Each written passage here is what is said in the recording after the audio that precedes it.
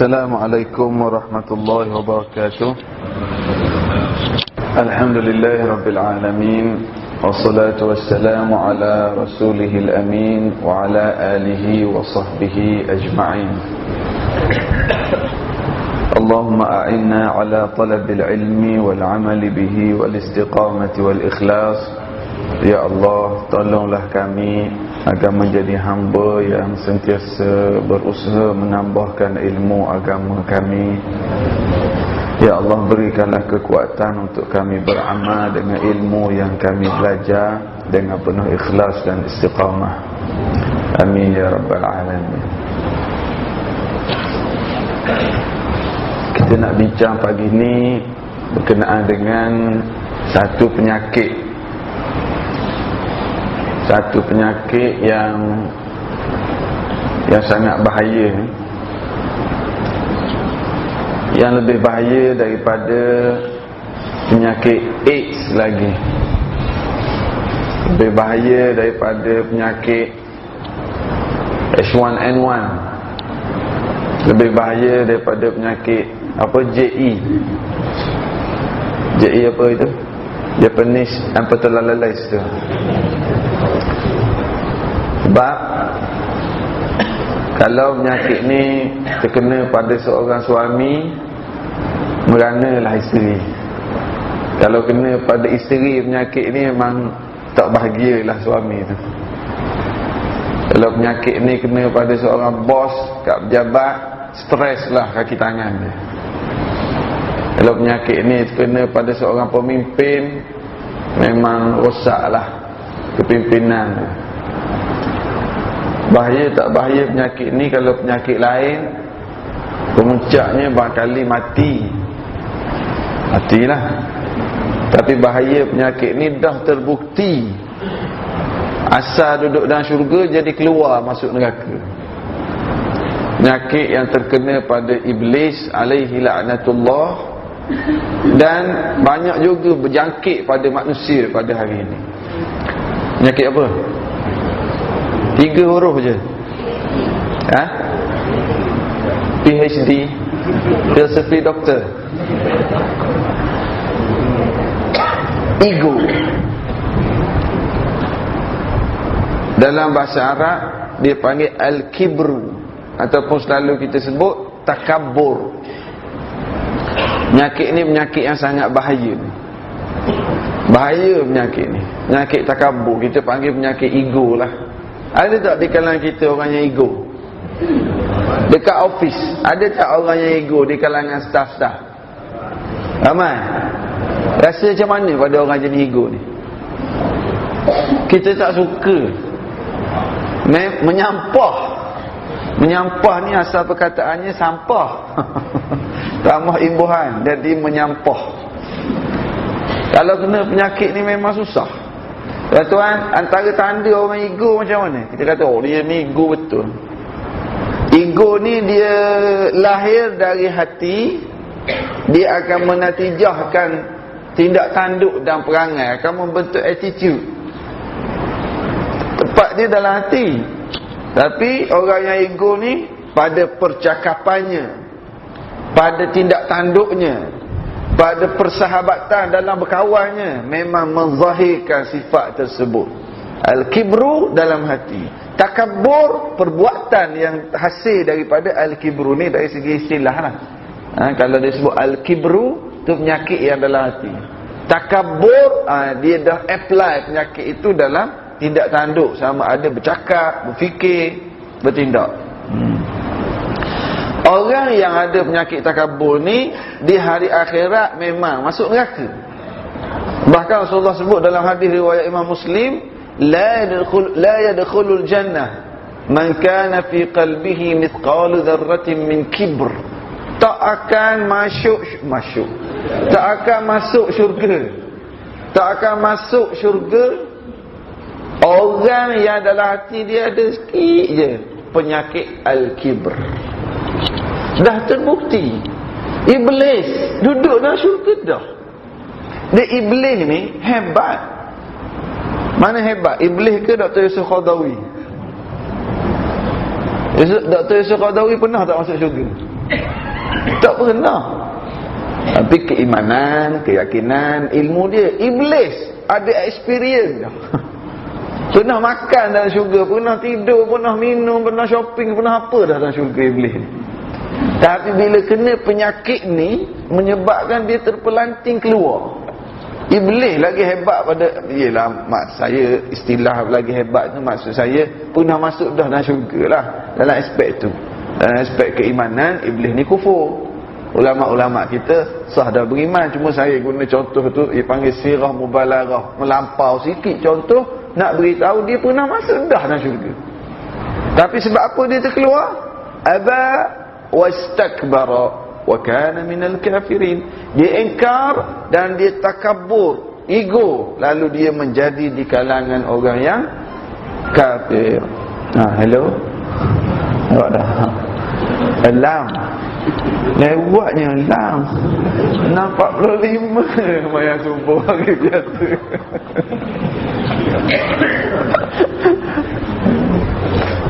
Tak mana tadi. Dia orang kalau kena penyakit takabur ni, kalau seorang suami yang takabur, berat siang kat isteri dia. Awak apa tahu? Awak jangan masuk campur lah, ikut je saya. Siang kat isteri. Ya. Kalau takabur seorang bos, dia panggil meeting, tapi bukan meeting, sebenarnya briefing. Nanti kita nak meeting, semua ada keputusan dah. Kalau takabur ego ini ada pada seorang pemimpin, mana dia dengar pandangan orang bawah, naik harga, naik. Kena buat begini, buat. Tak nak dengar langsung pandangan orang.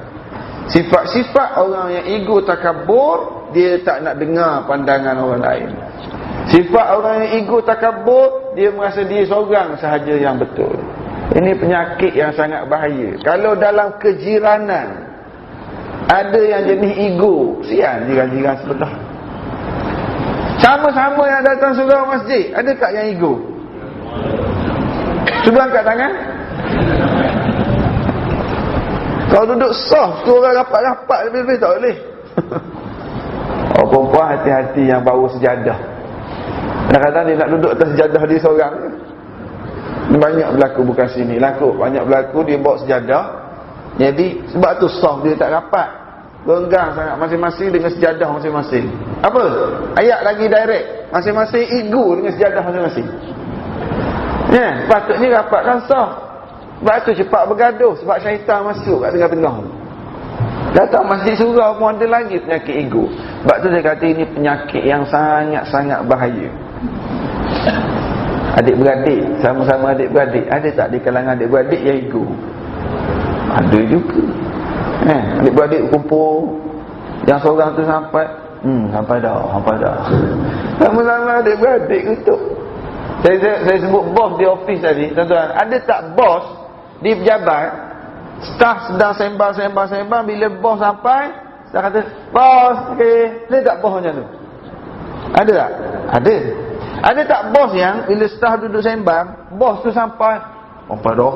Dia datang senyap. Ada juga.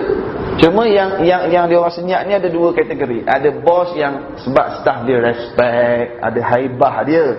Ada yang staf benci. Tak ada. Bos outstation, staf cakap, dia outstation. Alhamdulillah. Suami outstation, bagi tahu bang, bagi tahu isteri saya nak outstation seminggu. Isteri kata kenapa tak sebulan? Ini kesan hasil apabila kena penyakit ini. Di akhirat bersama iblis, di dunia dia dibenci. Orang meluat. Kadang-kadang dia suka belanja orang makan pun. Orang suka kat dia waktu belanja makan. Waktu dia belanja, dalam hati sebenarnya orang menyimpan, meluat, menyampah tadi lah. Sampah. Okey. Untuk kita lebih jelas, apa sebenarnya ta'rif takabur? Apa sebenarnya ta'rif? Kita ambil ta'rif daripada Rasulullah sallallahu alaihi wasallam. Senang. Rasulullah kata, al-kibru batarul haqqi wa ghamtun nas. Al-kibru batarul haqqi wa ghamtun nas. Takabur ini dua takrifnya. Menolak kebenaran dan memandang hina pada orang lain. Apa takrif takabur? Al-kibru, sekali lagi kita ulang, apa? Menolak kebenaran dan pandang hina kepada orang. Saya nak ulang sekali lagi. Takabur ini menolak kebenaran dan pandang hina pada orang. Dia jawab masuk exam dia. Kita apply kaedah. Apa maksud menolak kebenaran dan pandang hina pada orang? Macam mana nak apply kaedah? Kita pergi pada contoh iblis, senang. Asal iblis adalah ketua para malaikat dan duduk dalam syurga. Iblis dicipta dari api yang bersifat marak. Adam dicipta dari tanah. Dan dicipta lewat. Iblis duduk dalam syurga lama dah. Allah pun buat Adam. Allah Ta'ala wa idh qulna lil malaikati isjudu li Adam fasajadu illa iblis aba wastakbara wa kana minal kafirin. Allah Ta'ala perintah pada semua malaikat, semua yang duduk dalam syurga, sujudlah kepada Adam. Ketika itu semua sujud kecuali iblis. Dalam ayat yang lain, iblis jawab pada Allah. Apa iblis jawab? Khalaqtahu min tin, khalaqtani min nar. Ya Allah, takkan aku nak sujud pada Adam? Kau buat aku dari api yang menyala. Kau buat Adam dari tanah. Takkan aku nak sujud? Iblis sedang menolak kebenaran. Apa dia kebenaran? Kebenaran Adam lebih mulia pada dia. Apa dia kebenaran? Kebenaran iblis kena sujud pada Adam. Itulah kebenaran. Apa tadi? Takrif takabur dua. Yang pertama, tolak kebenaran. Satu lagi, dia sedang memandang hina pada Adam. Sebab apa? Adam dari tanah. Sebab apa? Adam ini baru dicipta, aku lebih awal. Ini. Itu kita apply di iblis.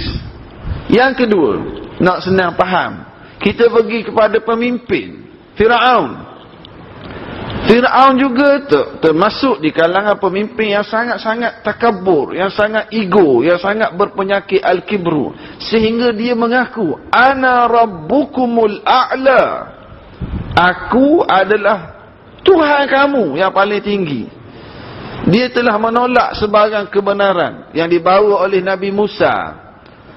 Allah Tuhan yang layak disembah, dia tolak, tak terima. Dan dia telah pandang hina kepada Nabi Musa. Tuan-tuan, kalau baca sejarah Nabi Musa ni seronok sangat. Firaun tolak Musa. Dan antara hujah Firaun, antara hujah-hujah terakhir Firaun sebelum dia main kasar, apa hujah terakhir Firaun? Dia kata apa? Musa, kau nak lawan aku hari ni, kau ingat tak aku beri makan, aku beri pakaian pada kamu sejak kecil, aku besarkan kamu. Hari ni kau nak lawan aku. Firaun ungkit pada Nabi Musa. Cuma masa tu Firaun tak ungkit lagi lah jalan raya, bangunan. Dia ni ungkit ni. Firaun tak kata. Tapi Firaun lah sekali, kau ingat tak aku besarkan kamu? Aku beli pamper, bagi beasiswa atau sekolah, aku buat sekolah, bagi buku teks. Tak sebutlah satu-satu.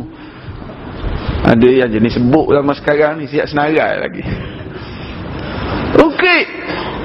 Dia telah menolak kebenaran dan dia telah pandang hina pada Nabi Musa. Dia pada pandang hina pada rakyat dia. Dia buat sistem saliran air untuk mengairi tanaman di negara Mesir. Aku Tuhan, semua kena ikut. Aku kata air ke sini lah.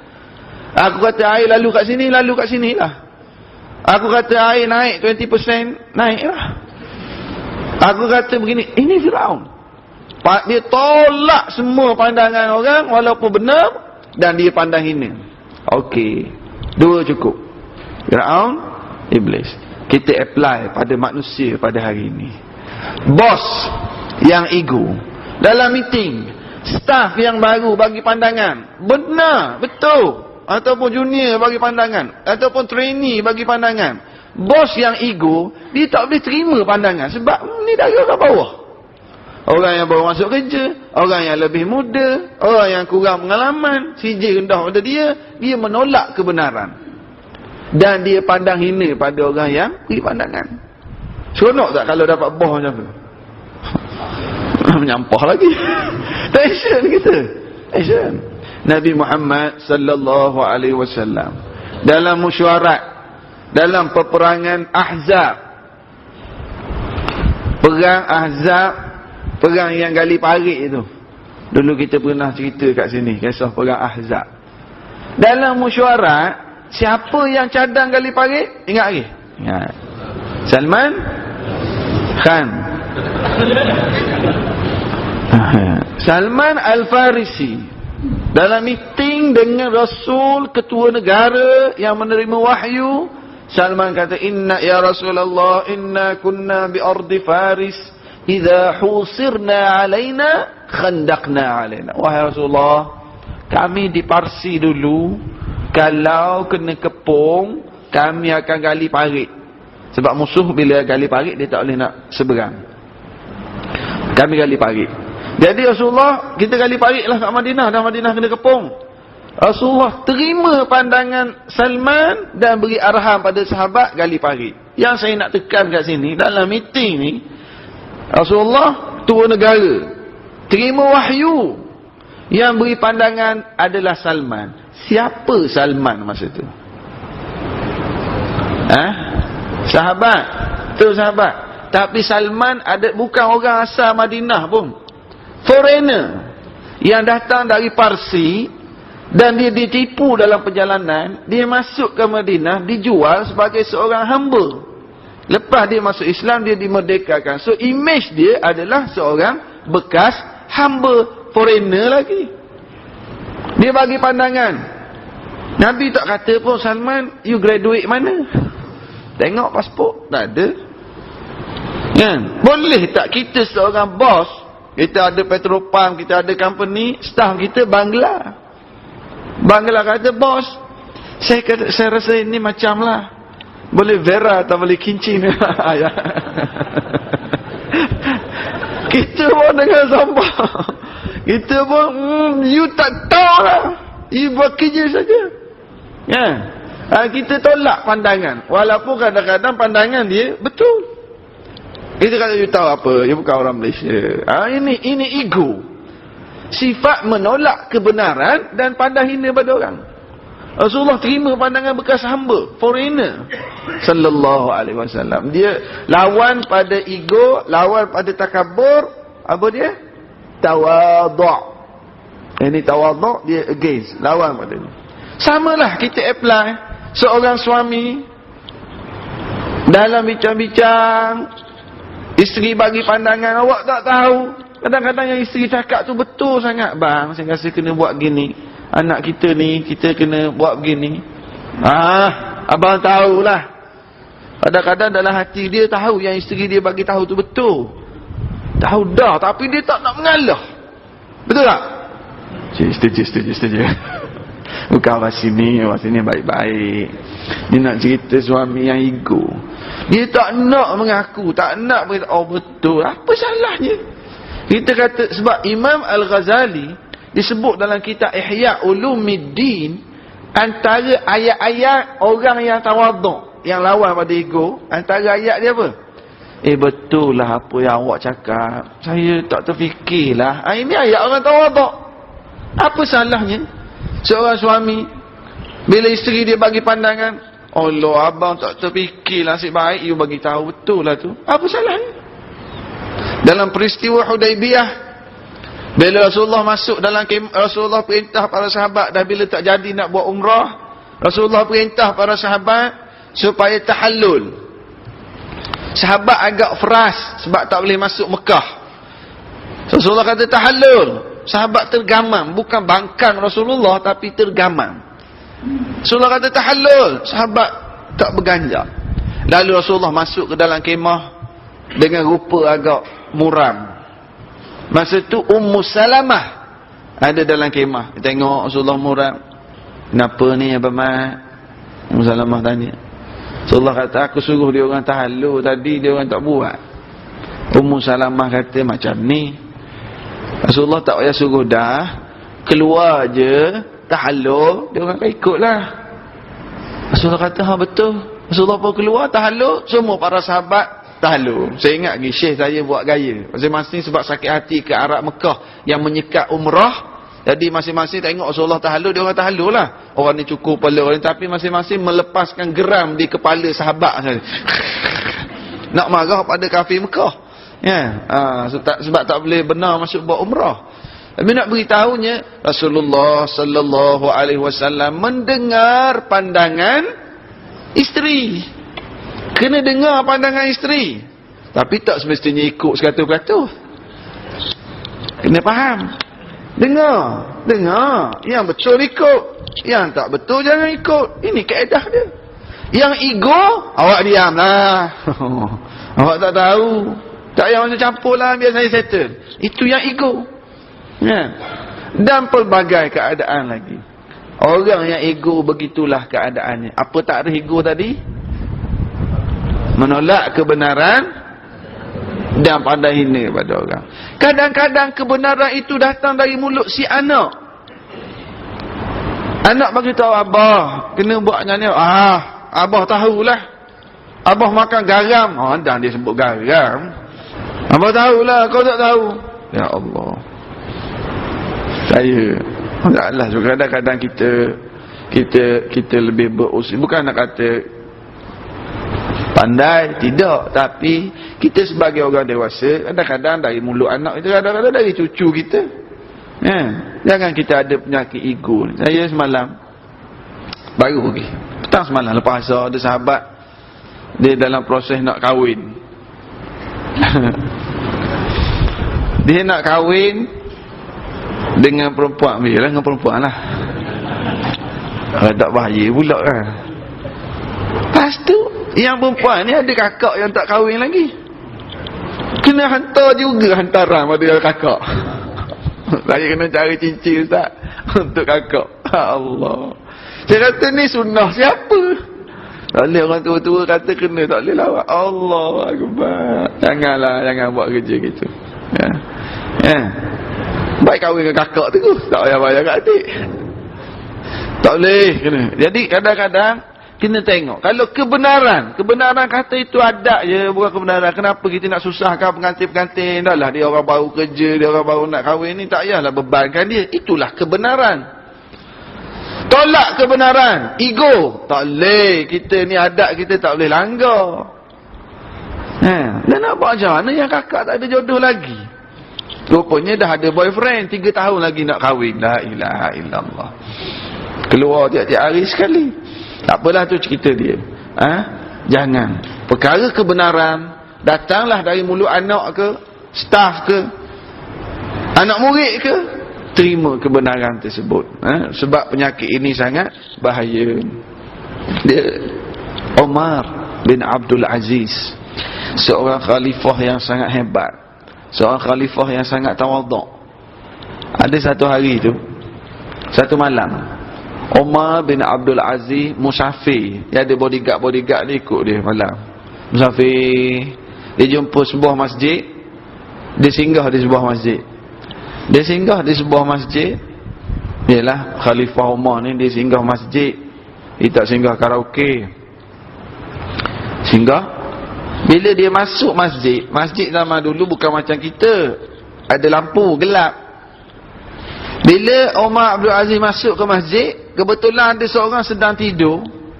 Lalu bila dia masuk, dia terlanggar kaki yang tidur tadi. Dia terlanggar kaki yang tidur, gelap. Terlanggar yang tidur tu, "Hoi, buta ke?" tanya khalifah. Umar Abdul Aziz tengok, tak buta. Lepas tu dia pun ke depan pergi sembahyang sunat. Umar Abdul Aziz selesai sembahyang, dia bangun tengok bodyguard dia dah kepung, dah tangkap yang tidur tadi. Kena tangkap. Umar Abdul Aziz kata, ni siapa ni? Ni yang tidur tadi. Dah kenapa dia ada buat apa? Bodyguard dia kata, itulah. Dia tanya tuan khalifah tadi. Umar Abdul Aziz kata, dia tanya aku jawab dah. Iyalah, tu kami tangkap dia ni. Dah kenapa tangkap? Dah ditanya gitu tadi. Umar Abdul Aziz kata, aku jawab dah, aku tak buta. Lepas tu ni, dah tangkap apa? Ya Allah. Kalaulah dia ni seorang yang ego, hoi buta ke? Kena tak? ISA. Ya Allah. Tapi sebab tawaduk Umar Abdul Aziz, dia tanya aku, hoi buta ke? Aku dah jawab, tak buta. Dah habis cerita. Kan? Ini tawaduk. Kalau yang sombong, paling kurang penampak kering, paling kurang kena. Ini. Sebab itulah dia disayangi, dia diingati, dia didoakan oleh rakyat dia. Ini Umar bin Abdul Aziz. Ramai lagi khalifah lain orang tak ingat nama pun. Ramai lagi. Dalam kitab Ihya Ulumuddin, Imam Al-Ghazali cantik.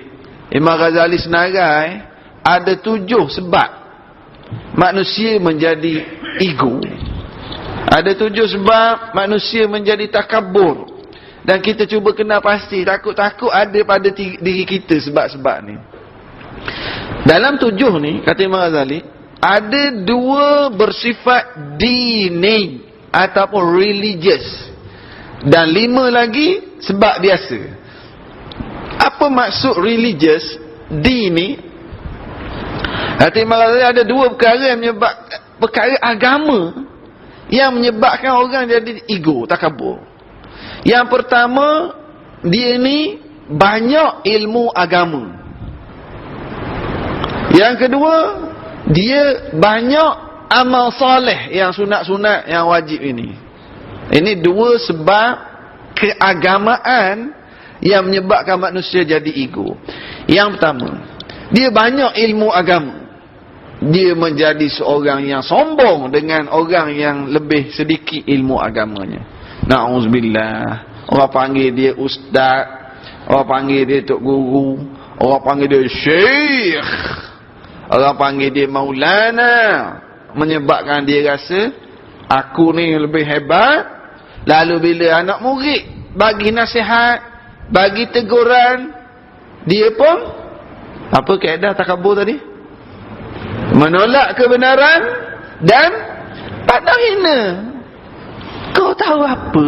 Kau baru datang dengar kuliah. Aku baca kitab 40 kitab Arab dah. Kau tu datang dengar kuliah je, tu pun tidur separuh. Yang dia rasa dia ni tok guru. Na'udzubillah, na'udzubillah. Dia rasa dia ni ustaz. Kawan-kawan yang bukan ustaz nak nasihat, kau tak tahu.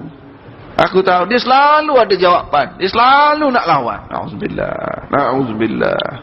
Cantiknya Imam Ghazali, dia kaji sehingga dia melihat sampai begitu sekali. Dia tu ulama dah. Kan? Oh ustaz, kalau gitu, kalau ada banyak ilmu jadi takabur, saya tak payah datang dengan kuliah lah. Sepatutnya lagi banyak ilmu lagi tawadhu. Seumpama apa tu? Padi sebab apa? Lagi berisi tunduk. Tak payahlah padi, kita tukar sikit buah durian. Bila masak dia akan turun ke bawah. Muzangking tak? Ni. Moral of the story, kita belajar, lagi banyak ilmu, lagi kita kenal Allah, kita kenal akhlak Rasulullah, lagilah kita rasa lemahnya diri kita, kurangnya diri kita. Itu tujuan kita belajar.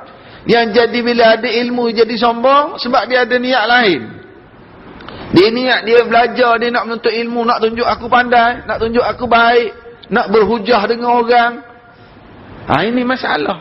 Sebab itulah lagi banyak ilmu jadi sombong. Minta maaf nak tanya, ada tak orang macam tu? Dan dia ni tak semestinya dia tu ustaz. Kadang-kadang sesama kita, di kalangan kita ni, kalau lepak-lepak, sembang-sembang, dia banyak info dia. Dia banyak ilmu agama dia. Tapi dia ni sangat-sangat ego. Ada je ilmu, sebut nama Nabi, sebut nama sahabat, dia tahu. Bila duduk sama-sama kawan-kawan, dia rasa dia paling hebat.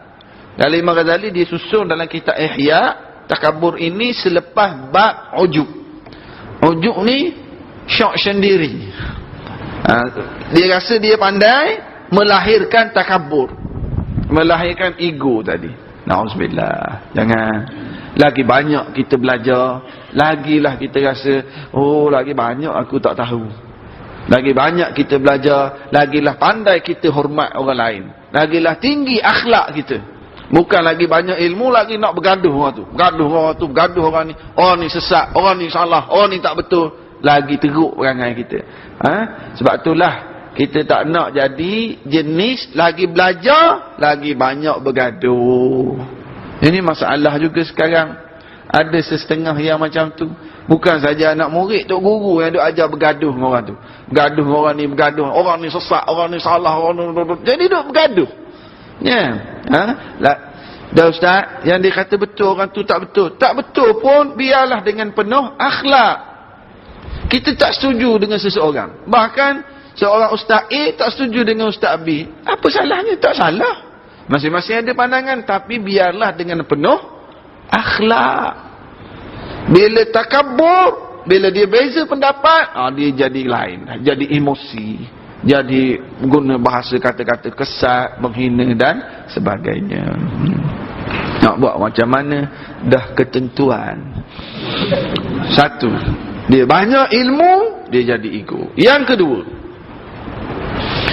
dia banyak ibadat. Allahu Akbar. Dia banyak ibadat, jadi sesama kawan-kawan ini, dia rasa dia lah paling hebat. Dia ni rajin sembahyang sunat, duha tak tinggal, puasa Isnin Khamis. Tiba-tiba ada kawan nak bagi pandangan, nak bagi nasihat pada dia. Aku rasa macam ni lah. Dia pun rasa, kau nak nasihat aku? Aku sembahyang sunat tak tinggal, puasa Isnin Khamis. Kau tu Jumaat je sembahyang. Puasa qada pun tak habis lagi.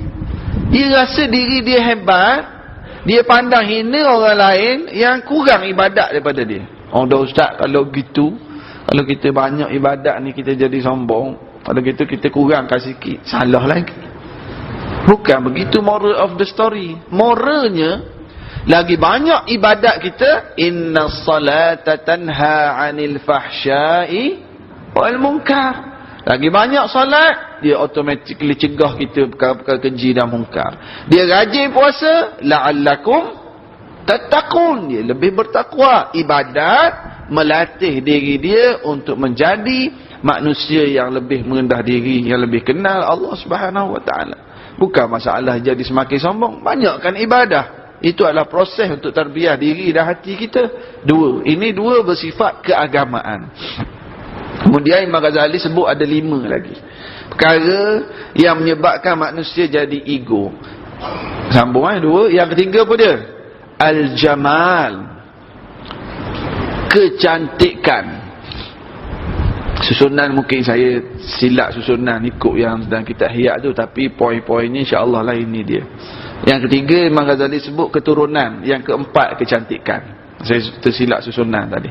Yang kita ikut susunan Imam Ghazali lah. Yang ketiga keturunan. Ada orang jadi ego, jadi sombong sebab dia ni berbangga dengan keturunan dia. Ada jumpa yang macam tu? Aku keturunan Said. Kau bukan Said. Said. Jangan letak mat. Ya. Jadi dia bangga, aku keturunan istana. Aku keturunan tok ulama ini, tok wali, aku keturunan wali. Aku keturunan nabi. Semua keturunan nabi, Nabi Adam semua. Ya, ada yang macam tu. Ya Allah. Atuk aku dulu seorang ulama besar, orang panggil dia wali. Ada dia bangga. Dia bangga dengan atuk, bangga dengan keturunan. Yang kau tu apa? Burung belatuk. Dia bangga. Sebab itulah orang Arab ada satu pepatah dia, laisal fata man qala kana abi walakinnal fata man qala ha anada. Bukan seorang yang jantan yang asyik berkata, ayah saya dulu begini. Tak, bukan seorang yang jantan. Tetapi seorang yang jantan ialah yang berkata, ha anada, it's me, ini aku ni. Maksudnya dia be yourself. Dia menjadi diri dia sendiri. Ni aku boleh buat. Bukan sombong. Dan maksudnya nak bagi tahu ada orang yang asyik berbangga dengan keturunan. Okey, salah tak kita nak ambil keturunan kita sebagai contoh? Tak salah. Sebagai motivasi, baca sejarah, ya Allah, atuk dulu sebenarnya ulama besar, tempat rujukan dalam kampung, menjadi semangat kita untuk jadi orang baik. Itu bagus. Kita bercerita pada anak-anak tentang keturunan supaya mereka nak tiru jadi orang saleh. Itu bagus. Yang salahnya apa? Berbangga dengan keturunan, dah ukit keturunan, akhirnya menatijahkan ego ini. Ini masalah.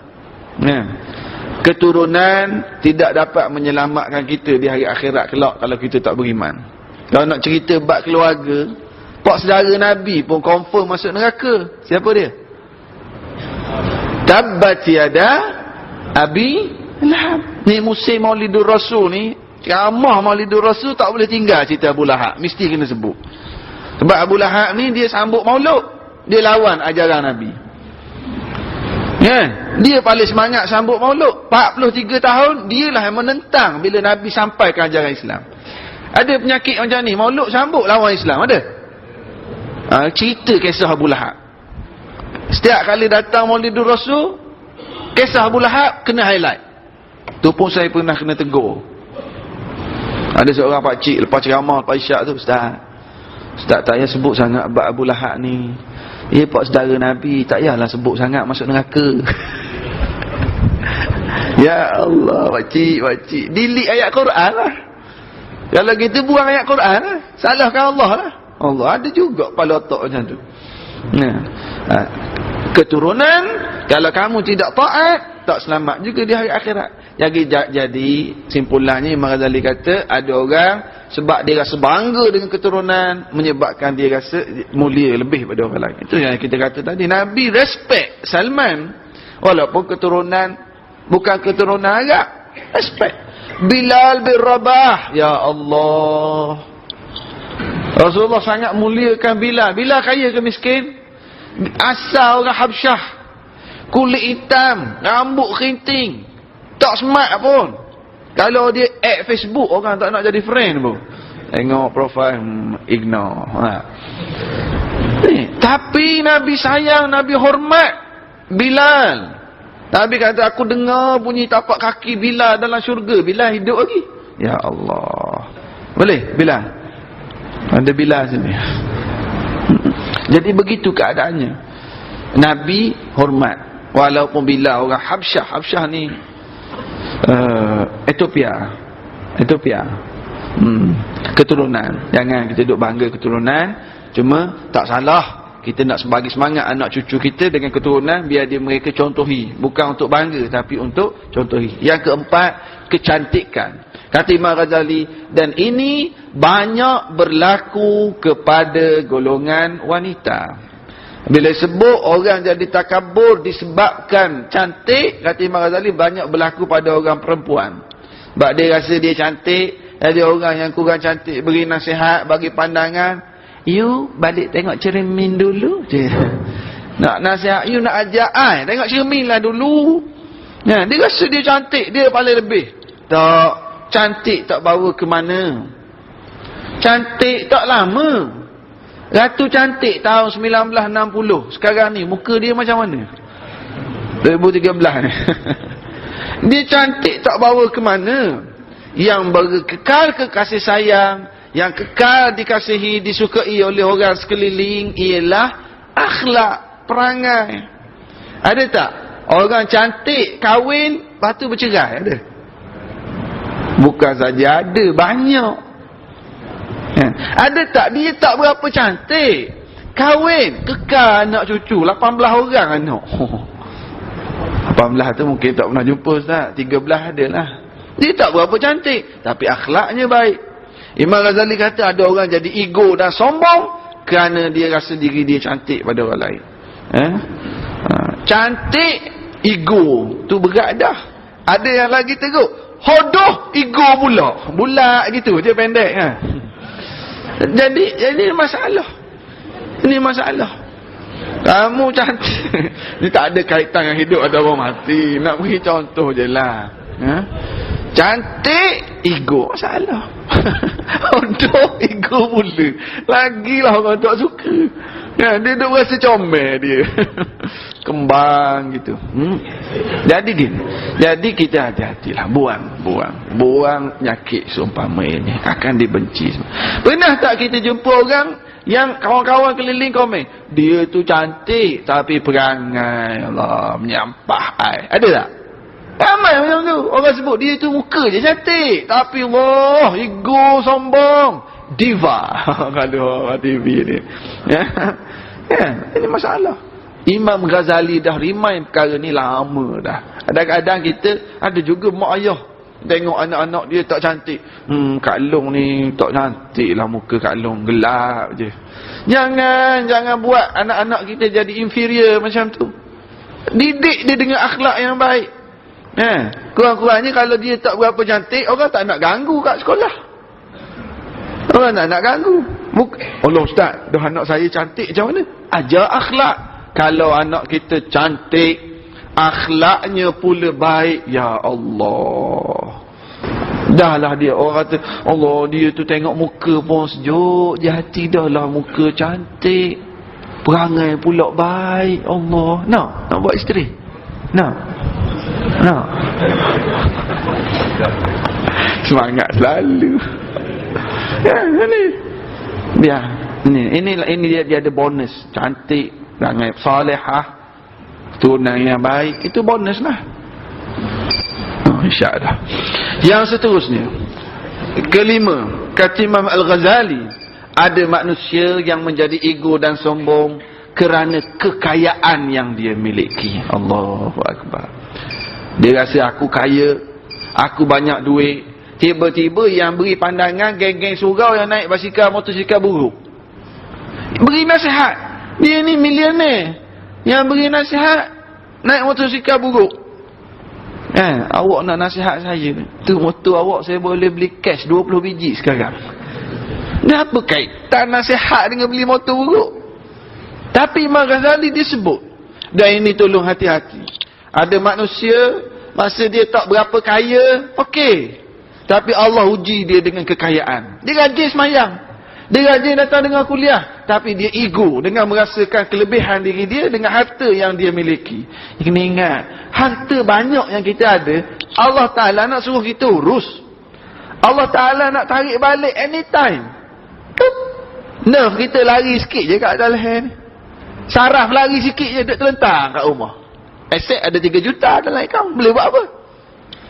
Allah nak tarik balik bila-bila masa, boom, accident, bakar rumah. Boleh.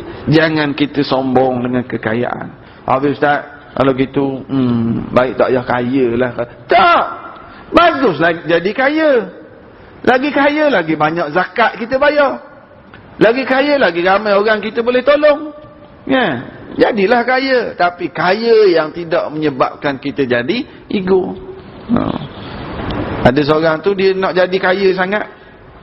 Depan Kaabah dia berdoa berkali-kali, ya Allah, aku nak jadi jutawan. Ya Allah, jadikan aku seorang jutawan. Depan Kaabah doa, jadi jutawan, minta nak kaya. Dia balik Malaysia, selepas sebulan dia ditukarkan tempat kerja ke Jakarta. Baru faham. Lambat sikit. Sebulan dia kerja, dia dapat gaji jutawan, tunggu. Dia kata aku lupa nak sebut dalam doa tu ringgit Malaysia. Dia kata, tak apalah. Tak salah kita jadi kaya, doa lah, doa. Tapi ada juga ustaz yang kata dia ajar doa. Dia kata dia ajar doanya mana? Dia kata, ya Allah, janganlah uji aku miskin. Kau nak uji aku kaya tak apa. Jangan buat gitu. Kita minta, ya Allah, tambahkan rezekiku dan jadikan aku orang yang bersyukur. Allahumma a'inni ala zikrika wa syukrika wa husni ibadatik. Jangan duk cabar Allah suruh uji kita macam mana. Yang kita kena minta, Rabbana wala tuhammilna ma la taqata lana. Janganlah uji aku dengan ujian yang aku tak mampu pikul. Kekayaan sepatutnya menjadikan kita lebih dekat dengan Allah, lebih seronok nak buat ibadah, lebih selesa nak buat ibadah dengan kekayaan, bukan menjadikan kita seorang yang sombong. Allahu Akbar. Ada orang dia kaya, dia suka tolong orang, kemudian orang yang dia tolong tu dia duduk kutuk, dia sangat ego dengan orang yang dia tolong. Dia tak ada kaitan segala nasihat dan kebenaran yang dibawa dengan yang kita tolong dia.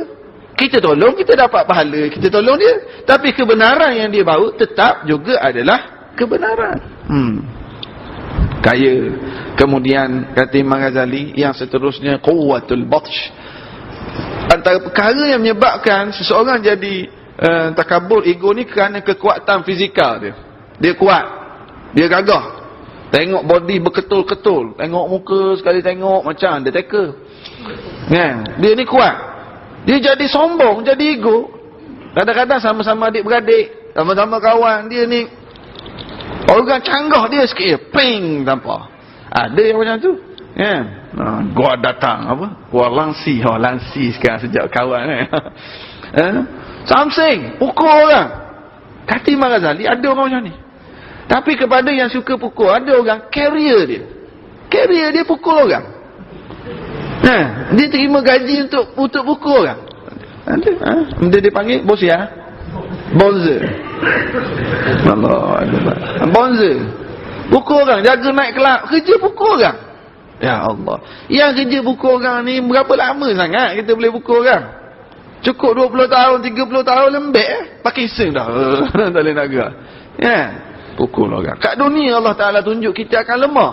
Tapi ada manusia yang jadi ego sebab dia kuat. Tapi subhanallah, ada orang yang walaupun mungkin sejarah awalnya, sejarah hidup dia teruk, tapi bila Allah nak beri hidayah, ya Allah, Allah Ta'ala boleh beri hidayah. Allah boleh jadi dia lembut, dia datang masjid surau, ya Allah. Saya betulan duduk rapat dengan seorang, dia ni bekas komando, ayahanda. Alhamdulillah, sekarang datang masjid, kedai dia, ada kedai, budak-budak semua dia paksa pakai tudung. Budak-budak dia pun pakai tudung jaga kedai sekarang, tapi seluar ketat lagi lah. Tak apalah, pelan-pelan. Budak-budak yang berantai, rambut panjang, mereka datang, ayah panggil dia, salam cerita, dia pakai jubah dah sekarang. Alhamdulillah. Saya duduk mengajar tiap-tiap minggu masjid kat rumah saya tu, kat kampung Lindungan tu. Dia pun antara yang hadir tiap-tiap minggu sekarang. Ya Allah. Bila Allah nak beri dah komando dulu, tak apalah, jangan cari pula, tapi nak bagi tahu baik dia sekarang. Cerita lama tu tak apalah, saya simpan je lah. Bila dia duduk dengan dia bercerita tu, kita rasa apa? Kita rasa hebatnya hidayah Allah. Kuat fizikal. Jangan kita rasa kita sombong yang kuat-kuat ni. Tak kuat mana pun. Kena sembelik sikit menangis juga. Allah Ta'ala yang kuat-kuat pukul orang tu, Allah beri batu karang aja menangis dah jamban seorang-seorang. Yang ketujuh, kata Imam Al-Ghazali, kathratul atba'. Ni pun pusing juga. Ada manusia menjadi ego kerana, yang ketujuh, ramainya pengikut. Imam Ghazali bagi dua. Dan yang jadi ego disebabkan ramai pengikut, ada dua kategori manusia. Yang pertama ahli politik, yang kedua ulama. Ulama yang jadi ego sebab dia ramai anak murid. Kalau dia ceramah, orang ramai, orang suka dengar cakap dia, orang nak dengar dia. Na'udzubillah. Ini cantik Imam Ghazali, dia kaji sampai peringkat tu.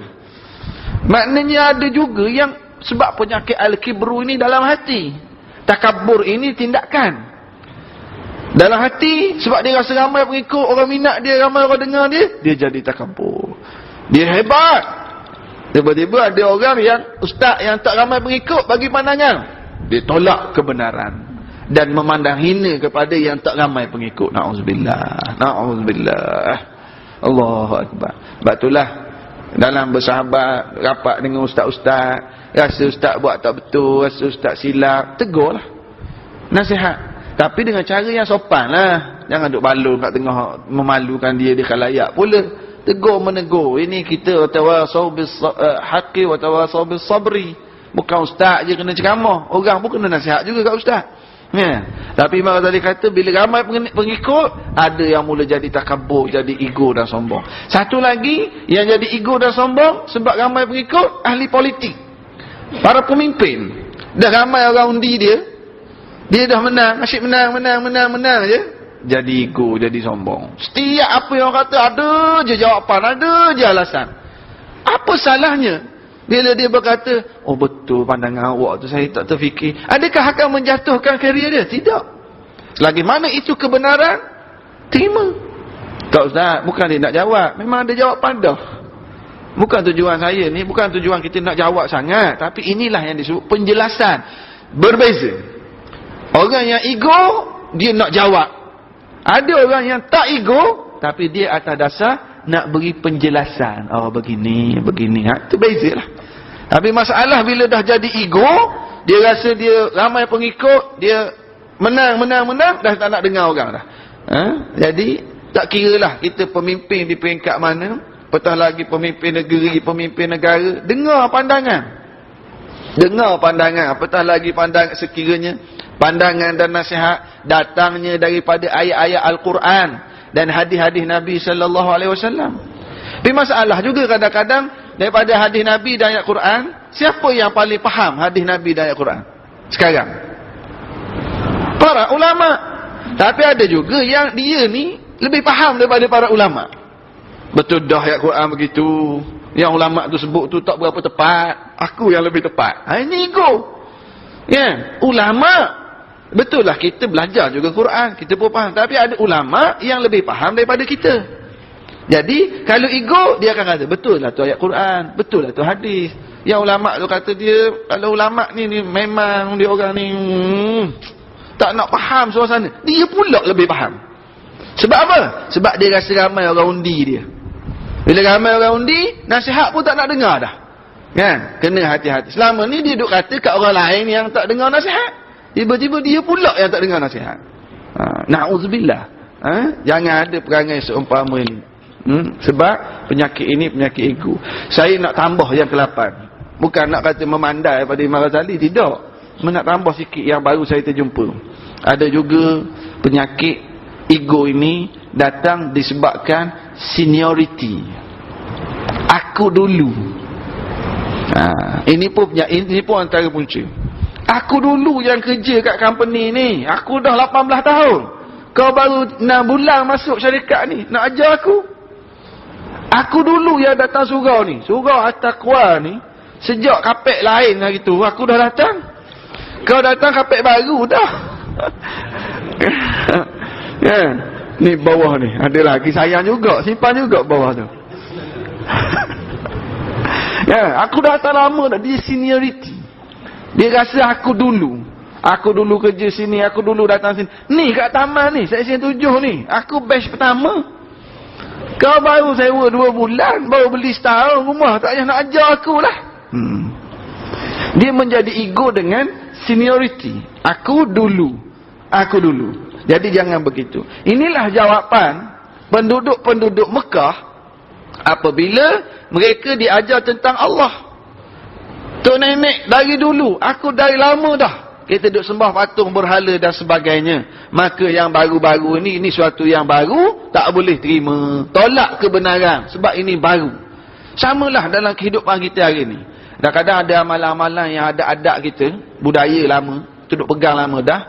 Tiba-tiba kita dengar ada guru-guru kita, tok-tok guru kita yang datang menegur, amalan ini patut kena baiki. Sunat bukan potong jambu, sunat tu cukur kepala. Kita dengar ni baru, lama dah, dari dulu dah begini-begini. Ya, lalu kita pun menolak kebenaran sebab seniority tadi dari dulu lagi. Jadi moga-moga kita dielak Allah Taala jaga kita daripada penyakit hati yang sangat bahaya ini. Sebab di dunia ni orang tak suka dah Mungkin orang senyum sebab pangkat kita besar, duit kita banyak, tetapi sebenarnya orang menyimpan kebencian dalam hati.